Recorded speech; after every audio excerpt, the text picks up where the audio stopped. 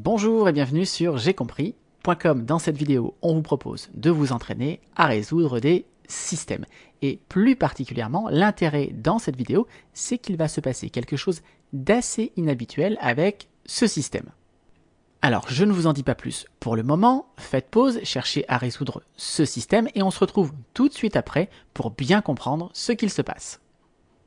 Allez, on passe maintenant à la correction de l'exercice. Donc je vous rappelle que pour résoudre ce type de système, il y a deux grandes méthodes à connaître. La première, c'est la méthode par substitution et la deuxième par combinaison. Si vous ne connaissez pas ces deux méthodes, vous avez un lien dans la description où vous retrouverez sur le site j'aicompris.com des vidéos où tout cela est expliqué en détail.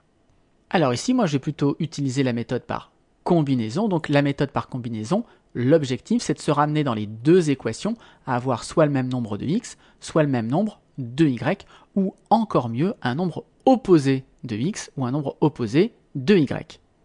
Alors ici, je vais plutôt essayer d'avoir un nombre opposé de x dans les deux équations. Alors comment faire? Eh bien, regardez, ici dans la première équation, on a 2x, dans la deuxième, on a 3x.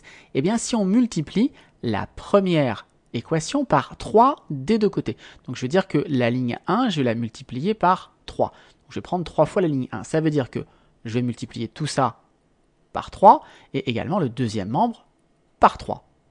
Donc on va obtenir ici 3 fois 2x, c'est-à-dire 6x, moins 3 fois 6y, ça veut dire 18y. Et puis de l'autre côté, c'est également multiplié par 3. Évidemment, on obtient 15, donc on a une égalité. Si on multiplie par 3 de chaque côté, on obtient une égalité qui est complètement équivalente à la précédente. Et ma deuxième équation, je vais la multiplier par moins 2 des deux côtés. Donc je vais prendre moins 2 fois la ligne 2. Donc tout ça, je vais le multiplier par moins 2. Évidemment, si je multiplie d'un côté par moins 2, je multiplie de l'autre côté par moins 2. Donc qu'est-ce qu'on obtient? Moins 2 fois 3x, c'est-à-dire moins 6x. Moins 2, attention au signe, fois moins 9y, donc ça fait moins par moins plus. 2 fois 9, 18, donc ça fait plus, cette fois-ci, 18y. Et de l'autre côté, on obtient, une fois moins 2, moins 2. Et donc là, vous voyez qu'en multipliant par 3 la première ligne et en multipliant par moins 2 la deuxième ligne, on a atteint notre objectif qui était d'avoir un nombre de x ici opposé. On a 6x dans la première équation maintenant et moins 6x dans la deuxième équation. Et pourquoi c'est intéressant d'avoir un nombre de x opposé? Eh bien parce que maintenant, si vous additionnez vos deux lignes, vos x vont disparaître. Donc ici, j'écris que je vais faire la ligne 1 plus la ligne 2. Donc je vais additionner tout ce qui est à gauche et je vais dire que c'est égal à l'addition de tout ce qu'il y a à droite. Et donc là, on a 6x et moins 6x, donc ça nous fait 0x, 0. Et donc on se ramène habituellement à une équation où il n'y a plus que des y. Mais sauf que là, il y a une surprise, c'est que les y vont également s'annuler. Vous avez moins 18y et plus 18y. Donc si j'additionne tout ça, ça fait 0 y. Et tout ça, évidemment, ça va faire 0. 0 fois x, ça fait 0. 0 fois y, ça fait toujours 0. Et donc 0 plus 0, ça fait 0. Mais à droite, qu'est-ce qui se passe quand on additionne tout ce qu'on a à droite? 15 et moins 2, 15 et moins 2, ça nous fait 13. Mais 0 ne peut pas être égal à 13. Donc là, il y a un problème. Alors, je vous rassure, on ne vient pas de démontrer que 0 est égal à 13. Nous, ce qu'on est en train de faire ici, on est en train de résoudre un système. Donc, on est en train de chercher deux nombres, un nombre x, un nombre y, qui vérifie à la fois la première égalité et la deuxième.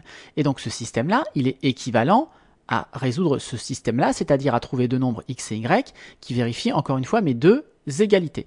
Et ce système-là, il est équivalent à ce système-là, qui consiste à trouver deux nombres x et y qui vérifient les deux égalités.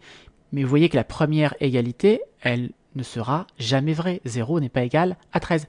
Donc la première égalité ici, on ne pourra jamais la rendre vraie. Donc tout simplement, c'est que notre système ici, il n'a pas de solution.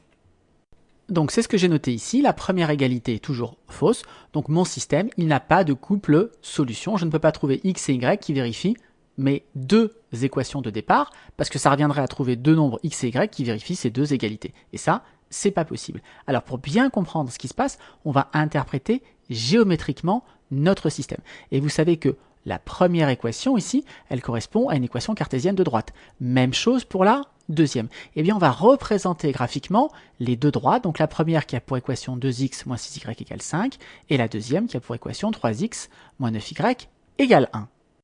Donc allons-y pour la première, 2x moins 6y égale 5, et la deuxième, 3x moins 9y égale 1. Et regardez ce qu'on obtient ici. Eh bien, on obtient deux droites, évidemment, mais ces deux droites, elles sont parallèles. Et donc, ça revient à faire quoi, résoudre un système? Eh bien, si j'interprète géométriquement, x et y, ça correspond aux coordonnées des points de la première droite, et x et y, donc ça correspond aussi aux coordonnées des points de la deuxième droite. Et donc, résoudre le système, c'est tout simplement trouver les coordonnées d'un point qui est à la fois sur la première droite, mais également sur la deuxième. Mais quand vous avez des droites qui sont parallèles, eh bien, il n'y a aucun point qui se trouve à la fois sur la première et sur la deuxième. Et du coup, vous obtenez un système qui n'a pas de solution. Donc, gardez bien en tête que lorsque vous résolvez un système et que vous tombez comme ça sur une égalité un peu absurde, eh bien, c'est tout simplement que votre système n'a pas de solution. Ça arrive. Notez qu'on peut noter que l'ensemble solution grand S, eh bien justement, il est égal cette fois-ci au vide. On le note ainsi, et ça correspond géométriquement simplement à deux équations de droite qui correspondent donc à des droites qui sont parallèles et donc qui ne se coupent pas. Voilà, c'est tout pour cette vidéo. Comme d'habitude, si vous l'avez appréciée, eh bien n'hésitez pas à la partager et à la liker.